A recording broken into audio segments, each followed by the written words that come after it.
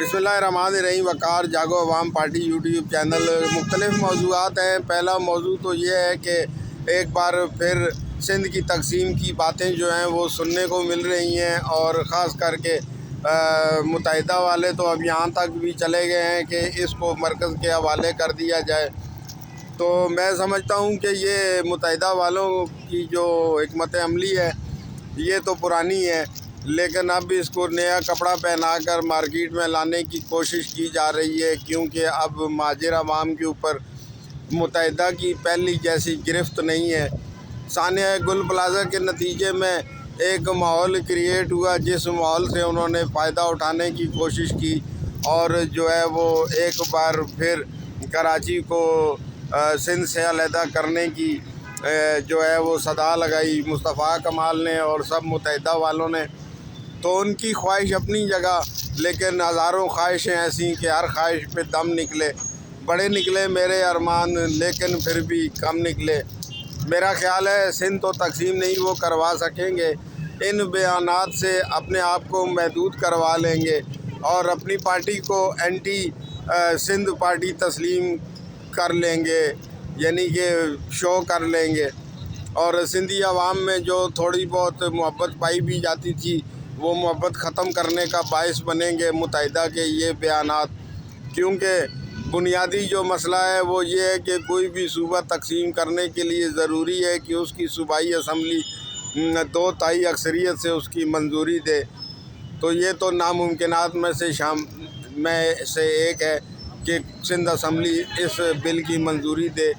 जो भी सिंध असम्बली इस बिल की मंजूरी देगी वो फिर कभी दोबारा वो मेंबरान जीत कर नहीं आ सकेंगे, और उसका भी कोई फ़ायदा नहीं होगा अगर सिंध असम्बली 2/3 अक्सरियत से कराची सूबा बनाने की जो है वो पास भी कर दे करारदाद फिर भी, क्योंकि सिंध के लोग खड़े हो जाएंगे। और ये बातें करना तो बड़ा आसान है, लेकिन अगर सिंध के लोग खड़े हो जाएंगे तो फिर उनको कोई रोक नहीं सकेगा। लिहाजा ये चैप्टर क्लोज़ समझें। इस मामले पर कभी भी अमल दरामद नहीं होगा। सिर्फ ये है कि मुत्तहिदा अपने आप को जो है वो एक्सपोज कर रही है और खुलकर सामने आ रही है, और सिंध में अपने लिए मज़ीद नफ़रत ख़रीद रही है। कोई फ़ायदा हासिल उससे इनको नहीं होने वाला है। दूसरा मौजू चल रहा है इन दिनों जो पाकिस्तान ने मुआहदा किया है अमेरिका और दूसरे मुल्कों के साथ मिलकर पीस एग्रीमेंट किया है फ़लस्तीन के मसले के ऊपर। तो ये अच्छा एक इक़दाम है, पूरी दुनिया के साथ मिलकर चलने में ही फ़ायदा है, क्योंकि जो मौजूदा दुनिया की जो सूरत हाल है, जो गज़ा की सूरत हाल है, जो फ़लस्तीन की सूरत हाल है, तो वो पुरअमन तरीके से ही इन्हीं मुआहदों के ज़रिए ही सुलझ सकती है। जंग तो उसका हल नहीं है। तो मैं समझता हूँ कि ये मुआहदा एक अच्छा मुआहदा है और पाकिस्तान को इससे फ़ायदा होगा, नुकसान नहीं होगा।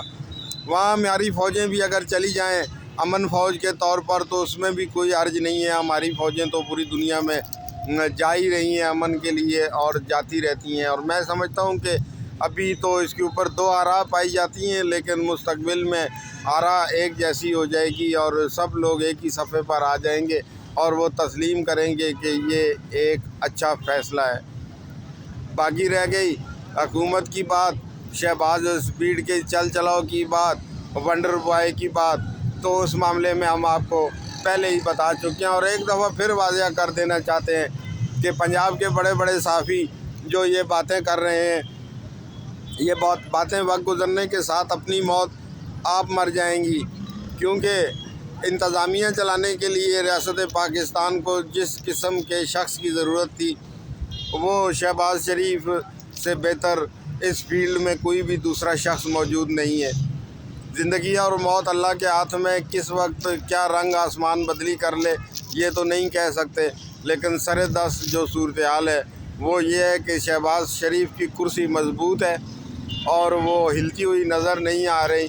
और जो लोग ये ख्याली पुलाव पका रहे हैं कि शहबाज शरीफ की कुर्सी हिल रही है, तो मैं वाज़ेह तौर पर आपको बता दूं कि ऐसी कोई बात नहीं है। शहबाज शरीफ की कुर्सी मजबूत है और वो अभी उनकी हुकूमत जाने के कोई आसार नहीं है। पाकिस्तान हमेशा के लिए जिंदाबाद।